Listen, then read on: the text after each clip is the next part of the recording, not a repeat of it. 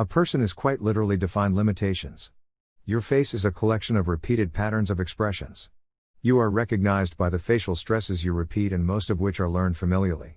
Your face is capable of typically 80% to 100% of all expressions, depending upon muscle development and structure.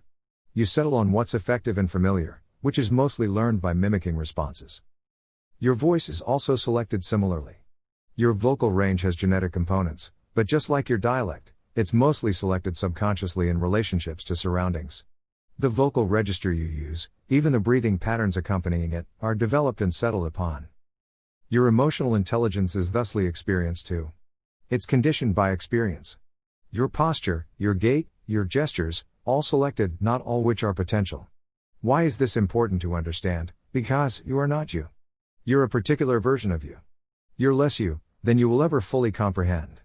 You can develop skills to mimic other people, and you can create other versions of you, or expand the version of you, by developing the unexplored potentials that your externally and internally imposed ego has abandoned. This body is an instrument, which has settled for familiar tunes. Master the instrument. It doesn't matter who appreciates it. It's a journey of self-discovery, which removes limits. It's a craft derivative not often taught, because we think this is us. We were better off with masks than we are with the method, without realizing we are only a slice of a whole pie of human potential. I'm not a master yet, but I'm gaining competence. You're not there when it's real. You have given up the observational state. It's like seeing a bolt of dazzling lightning and you forget you're a witness. If this weren't possible, I'd pursue only painting, because you disappear for hours working a canvas into an image. The pride comes when you return and observe the results, not the process. Pride is unnecessary. Molecularly, if done right, you have nothing in common with the results. If done correctly, you don't know how you did it, and you may never be able to duplicate it, except as parody. Most people don't know and never try this. It's not art until it's separate from you and stands as a creation. We are all made in the image of God. Love. Love is the possibility that manifests as all form and formlessness. God is a creator. To create is to be an image of God. Are you separate from me, from a chair, from space? Not molecularly. You are an ego in a body.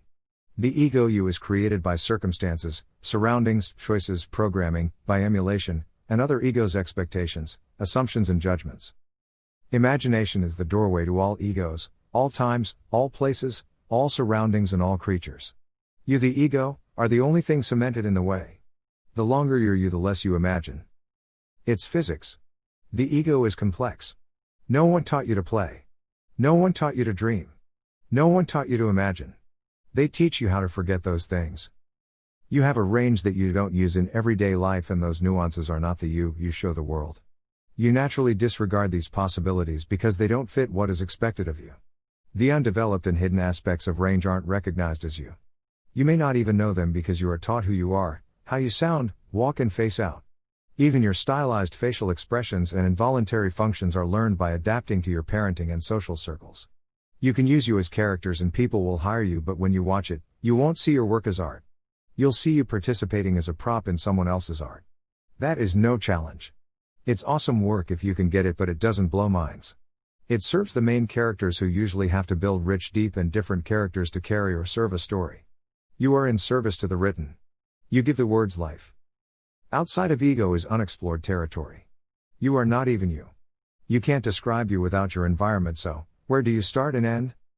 You're a shape, made of a substance and neurosis. What about electrons? What of fields of energy? You see me as someone who isn't even me. I am not the me who you know, experience or receive. It's far too limited a perspective, shaped by your reactions to me, based on your own self-limitations, and emotional stimulus. How do you discover, or uncover, your range? Technique. Develop your whole pie.